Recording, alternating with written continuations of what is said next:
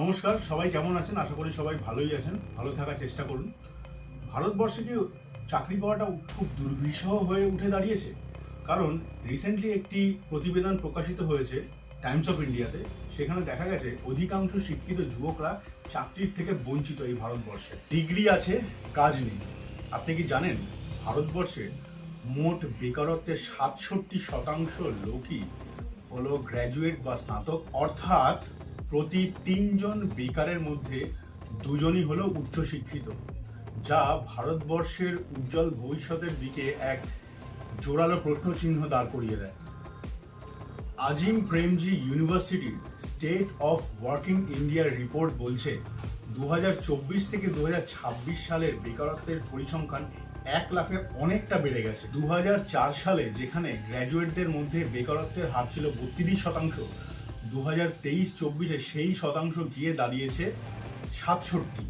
অর্থাৎ ভাবুন কতটা লাভ মেরেছে সেই পার্সেন্টেজ। আর বর্তমানে ১,১০,০০,০০০ গ্র্যাজুয়েট বেকারের শিকার হয়ে দাঁড়িয়েছে। তাহলে সমস্যাটা কোথায়? প্রত্যেক বছর দেশে ৫০ লক্ষেরও বেশি গ্র্যাজুয়েট তৈরি হচ্ছে, আর সেইখানে চাকরি কত তৈরি হচ্ছে? ১৫ থেকে ১৮ লক্ষ। অর্থাৎ ভাবুন, আপনার যোগান তো প্রচুর, চাহিদা নেই। এই চাহিদা একটা বড় সমস্যায় দাঁড়িয়েছে দেশের জাতীয় স্তরে। বিশেষ করে ২০ থেকে ২৯ বছর বয়সী মেধাবী ছাত্রছাত্রীদের মধ্যে এই সমস্যাটা সব থেকে বেশি, যার ফলে তারা অসংগঠিত ক্ষেত্রে কাজ করতে বাধ্য হচ্ছে। আজকালকে দেখবেন আপনি Swiggy, Zomato, Rapido, OLA, Uber, এখানে কত শিক্ষিত যুবকরা কাজ করতে বাধ্য হচ্ছে। কোনো কাজই ছোট অবশ্যই নয়, কিন্তু জাতীয় স্তরে যে একটা সংকটের জায়গায় আমরা রয়েছি বেকারত্বের হার নিয়ে, সেটা কিন্তু আমাদের বড় প্রশ্নচিহ্নের সম্মুখীন করে দেয়। এই পরিস্থিতির দায়ভার কার? আমাদের সেকেলে শিক্ষা ব্যবস্থা, নাকি শিল্পের অভাব? আপনার কি মতামত অতি অবশ্যই কমেন্টে জানান।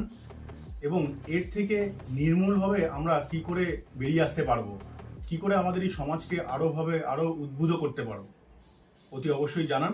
আর ভিডিওটি ভালো লাগলে লাইক, শেয়ার এবং সাবস্ক্রাইব করুন। আর আপনার ফ্রেন্ডদের মধ্যে অতি অবশ্যই এই ভিডিওটি শেয়ার করুন, যাতে তারাও এই পরিসংখ্যানের ব্যাপারে জানতে পারে এবং তাদের মতামত প্রস্তাবন করতে পারে। নমস্কার।